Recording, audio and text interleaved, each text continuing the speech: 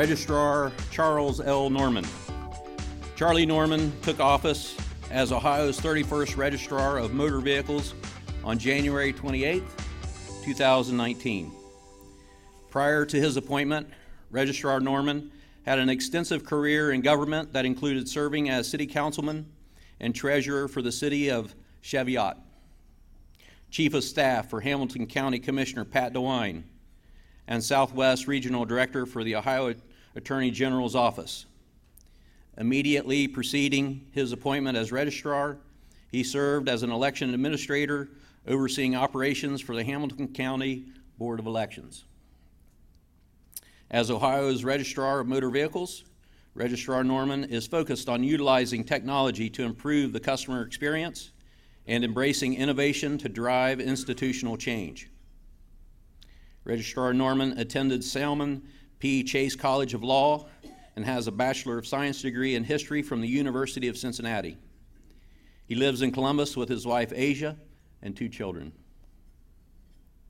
I'll end my introduction of Registrar Norman by saying that I am a huge fan. The Franklin County Engineer's Office budget is about $55 million, and $30 million of which comes from motor vehicle registration fees that the BMV collects. Registrar Norman.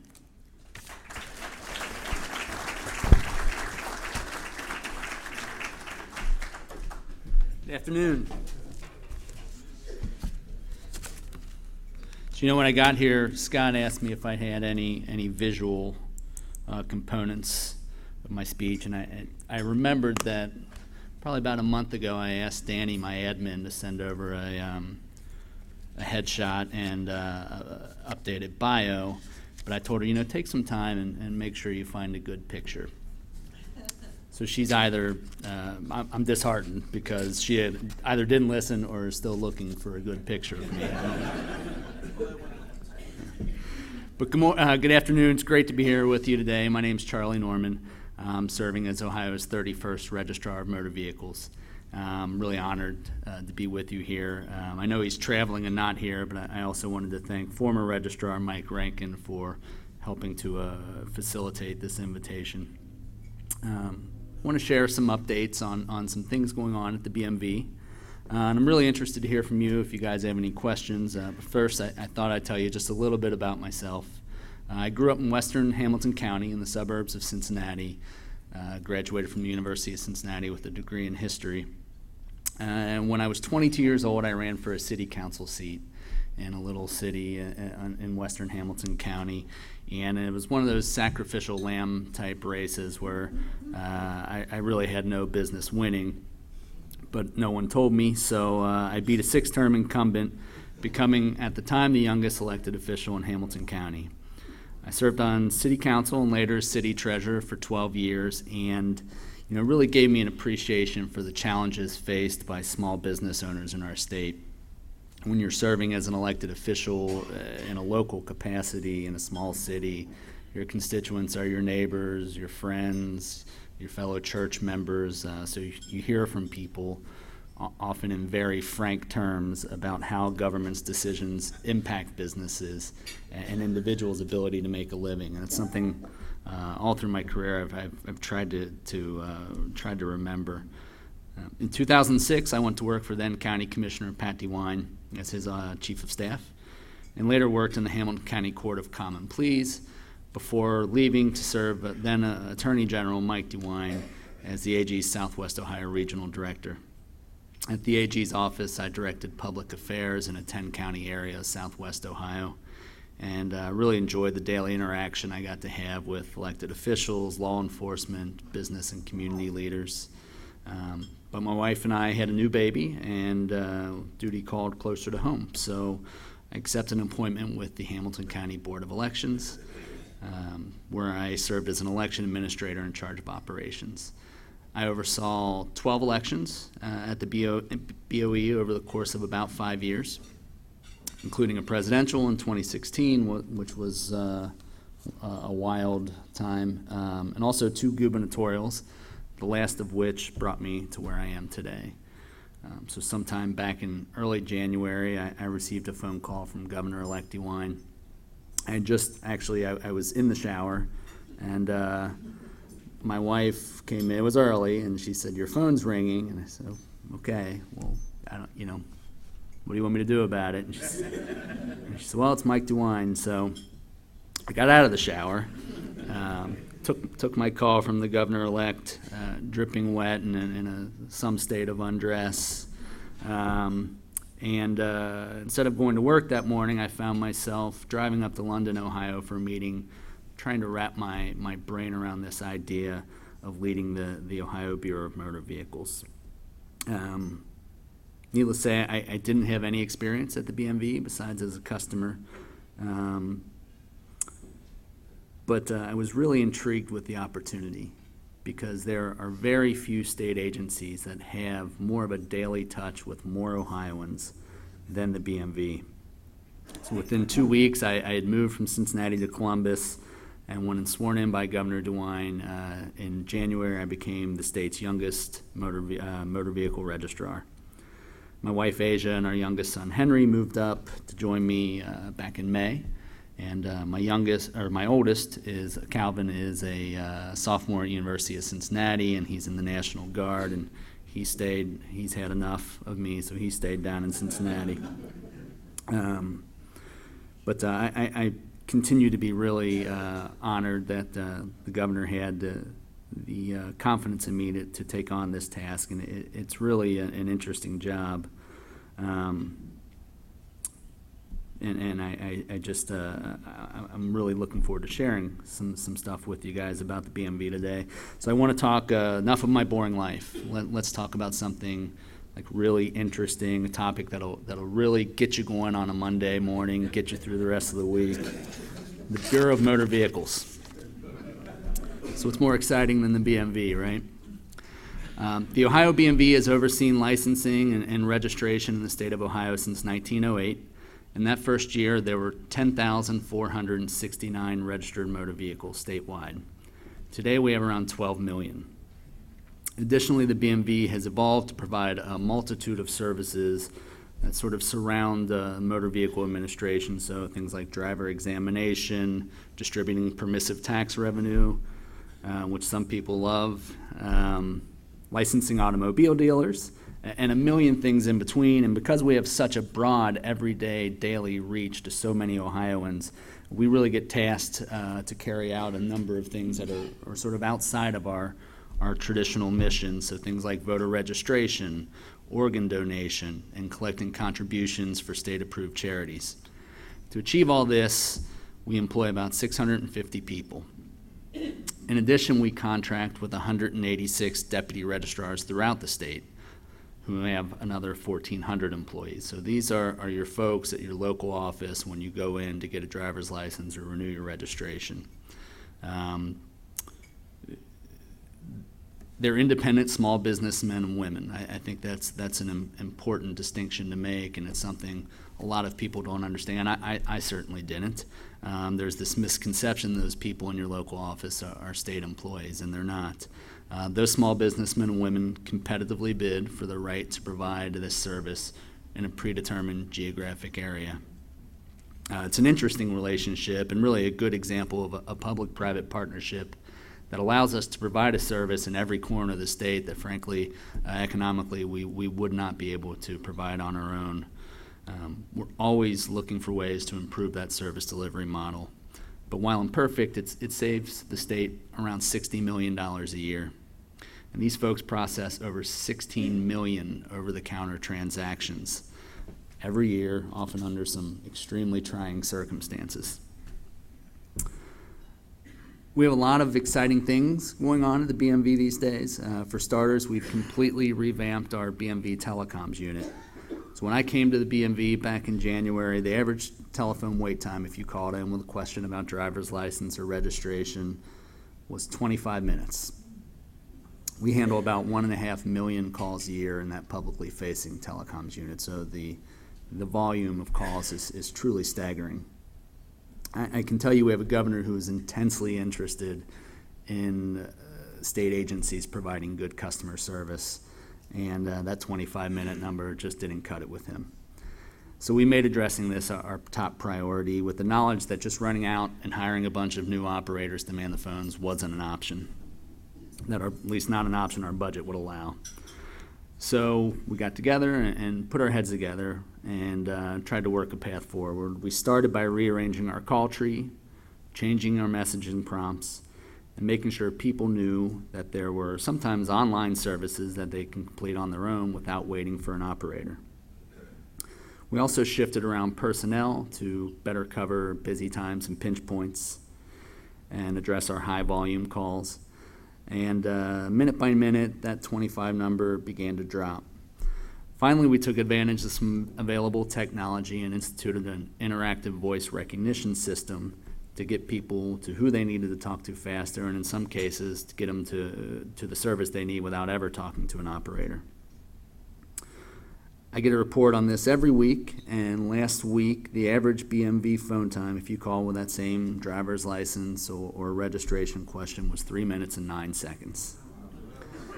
And this is something we're really proud of. The staff is extremely proud of the job they did down there. It's an improvement that everyday normal people get to take advantage of. We're really proud of that work. We think we can drive it down even lower as we continue to refine those processes. Governor DeWine and Lieutenant Governor Houston have tasked us to think outside the box, to innovate, to use technology to lower costs and improve efficiency. One of our first efforts in that arena was rolling out a pilot program to enable the use of mobile electronic queuing at deputy registrar's offices. It's called the Get In Line Online program, and the way it works is you get on your laptop or your smartphone. You can check live wait times at our deputy registrar offices so you can make an informed decision as a consumer about which office you want to visit. Once you've chosen a location, you can virtually reserve a spot in line. So from that point on, you have a 4-hour window to go into the office and claim your spot, so you can take the kids to school, grab a cup of coffee, go into the office and get a little work done, all while you're virtually advancing through the queue in the office as if you were there. We realize your time is a valuable commodity, and we want to give you the freedom to spend it the way you want, which I assume is not waiting in a BMV office. So far, we've seen that people who take advantage of the online queuing program save between 60 and 80% on their personal wait times. Just as important with this system, we have access for the first time ever to valuable data about wait times, service delivery, that we can use to refine our own processes. Before Get In Line Online, we had sort of an anecdotal idea of what wait times were, but we didn't really know with any certainty. We had no way to measure it. Now we have this treasure trove of data that we can use to refine our own processes. Our deputy registrars can use it as a management tool, and we're going to use it also as a key piece of our evaluation process. And I can tell you it's already driving real results on efficiencies. We're in 13 agencies now with Get In Line Online, including 9 here in the Columbus area, and we hope to expand this innovation throughout the state next year. We're examining ways to optimize and streamline our driver exam process, so you no longer need to wait in line or wait on the phone to schedule a driver examination test for your teenager. You can do it completely online. We're providing more scheduling options, no appointment needed, walk-in service, and expanding testing hours, all paid for by efficiencies rooted out by staff. In fact, beginning this month, we've identified about 15% of our existing driver exam testing stations that we're upgrading to a full 6-day-a-week service. So right now, driver exam stations in Ohio are closed on Mondays because we've always been closed on Mondays. I'm not sure why that makes a whole lot of sense. So we're going to do something about it, and we're starting with these 15%. We know we need to be able to provide a service when our customers need it, not just because when we traditionally used to be open. In addition, in 2020, we'll be transitioning from old 1950s model clipboard and pen driver examination process to a paperless, tablet-based system that allows for real-time, turn-by-turn scoring gives instant feedback to potential licensees, and gives us the ability for the first time ever to really effectively evaluate and assess our examiners and make sure they're doing their jobs efficiently and fairly. In December of this year, we'll be rolling out a statewide recall notification program. So using data we've just recently gained access to, we'll be including individually tailored open recall notices on every registration renewal that goes out in the state, along with information on how customers can get a free fix. There are any number of vendors who wanted to develop this for us, the software solution, the access to the data, for a hefty fee, needless to say. Instead, we developed our own system in-house using our own existing IT resources. And we aggressively sought out partnerships with organizations to capture that recall data on our own. Ultimately, this is going to keep drivers and roads safer, and we're doing it at no additional cost to the taxpayers. We have an awful lot in the pipeline in addition to what I've already talked about today, and I can confidently say we're just getting started. I'm really excited about what the future holds for the BMV and optimistic we can make a positive and measurable difference in the quality of service we provide across the state. I've really tried to impress upon my staff that we can't do things a certain way just because that's the way they've always been done. We've got to be nimble and flexible whenever possible to address our customers' needs. And they've really taken that and run with it, and they've been really eager to examine new ideas, suggest innovative alternatives to current processes, and have really been open to change. I found through my 20 years in government that people who work on the front lines really have some great ideas, and all too often nobody ever asks them. So when I took over, one of the first things we did was sit down with senior staff and bring me a list of ideas, things you've always wanted to do here at the BMV but can never get done. So whether it was because of budget concerns or political problems or just institutional obstinacy, bring me an idea that creates an internal efficiency or saves taxpayer dollars and improves an outcome for our customers. And they had some great thoughts, and some of which we're getting done already. And I couldn't be happier with that hard work and their dedication to improvement. And I'm joined here today by Emily Davidson. Emily was a bright young attorney at the Bureau of Criminal Investigations, and we were able to steal her away. She got tired of the humdrum life of crime fighting at BCI and wanted something more exciting, so we're really happy to have a fresh set of eyes like Emily's at the BMV. Before I finish, one thing I really want to talk about because it's so important, you may have seen this on the news lately, it's the implementation of the federally compliant driver's license and ID here in the state of Ohio. I don't know, just out of curiosity, show of hands, is anyone aware of this? Okay, oh, good.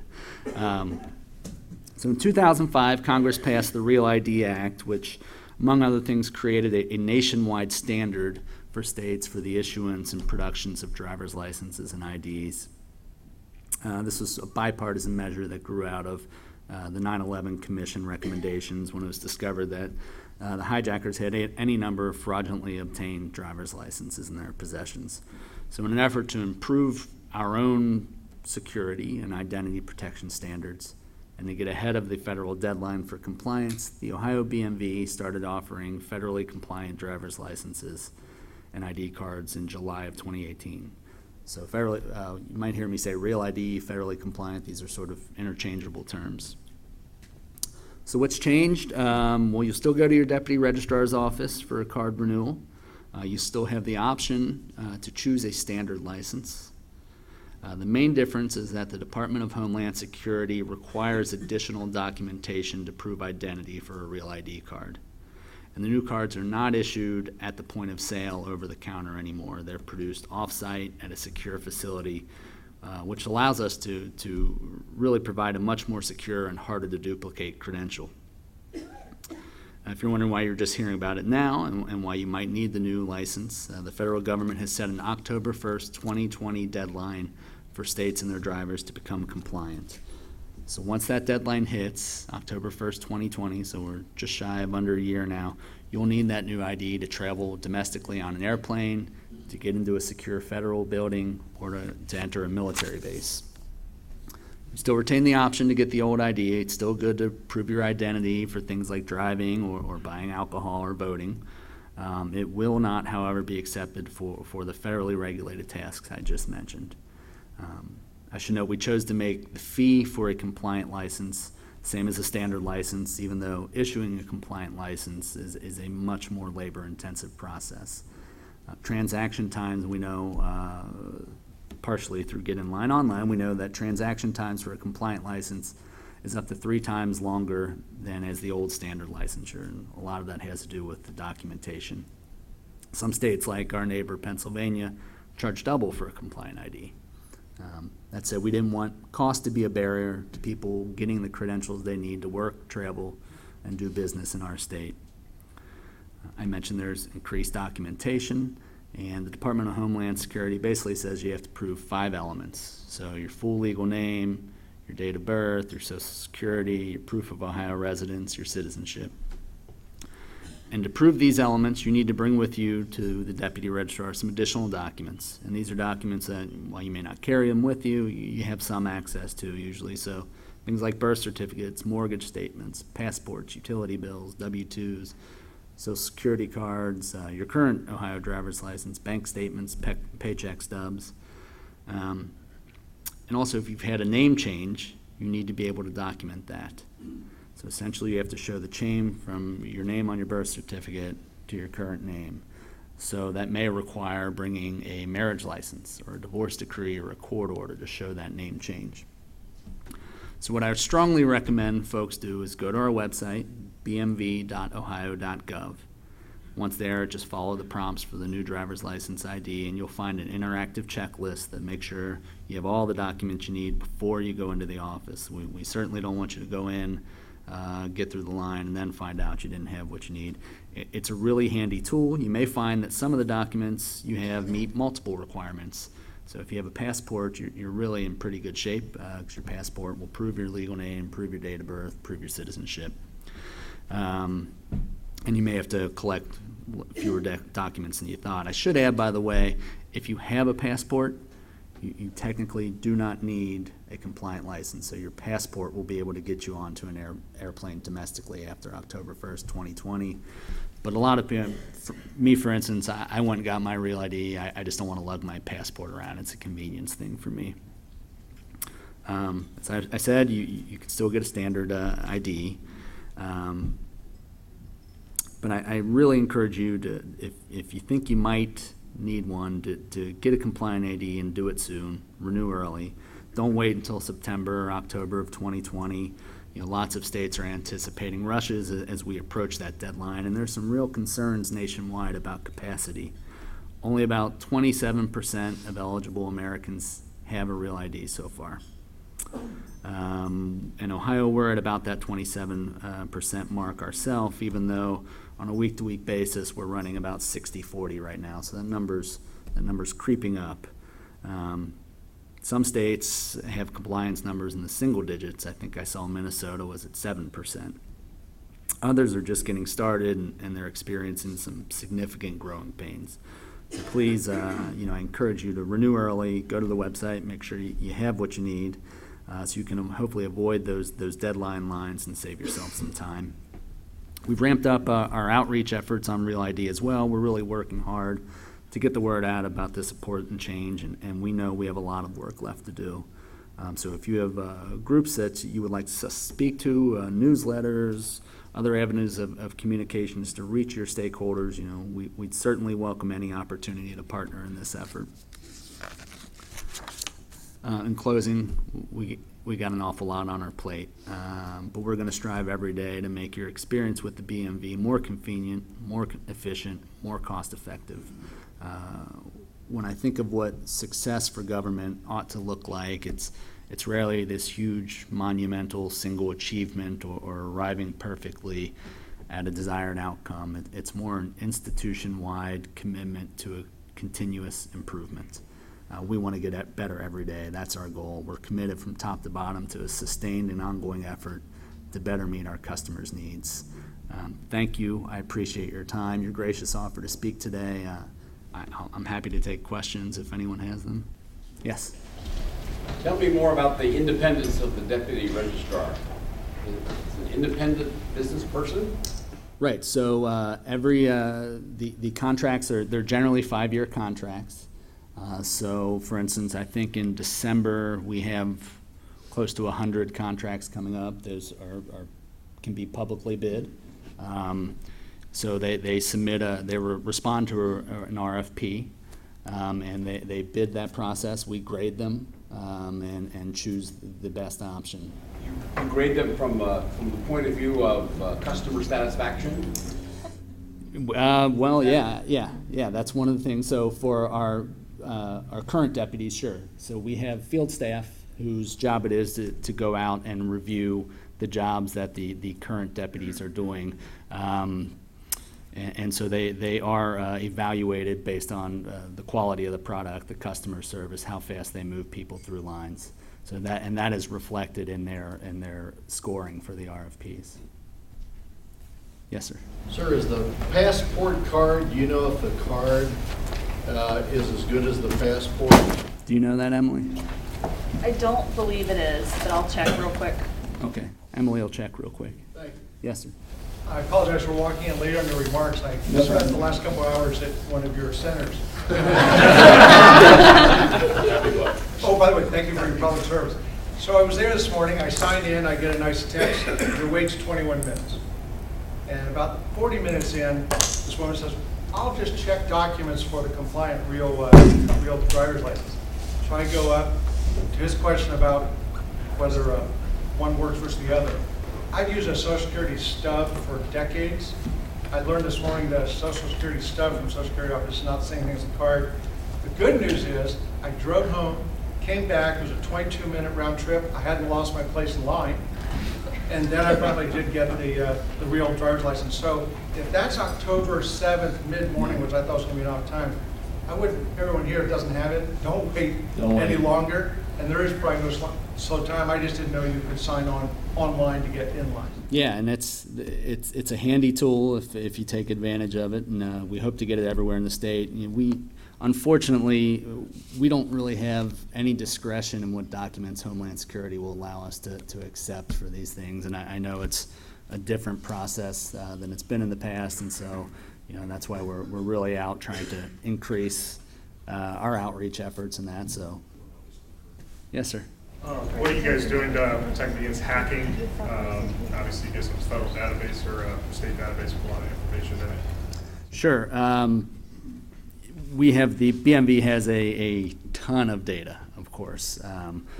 You've probably read, I think the New York Times, maybe in the Washington Post had stories several months ago about the federal government getting access to that data. We don't sell data from the BMV. Some of these other states do. We don't provide bulk data out to federal agencies as some of these other states do. We pretty zealously guard that. We're required to give some customer data to folks who request it because it's public record. So, for instance, your driving record, your insurance company may want that. We're required to give some of that away. But all of I can tell you, our servers and everything is very secure. It's housed in OIT. It's a secure environment. There's not they're not internet connected or anything like that. We have separate 100 meg lines at all of our deputy registrar's offices that are completely separate from their publicly facing internet. Great. Thank you so much, guys. Thank you.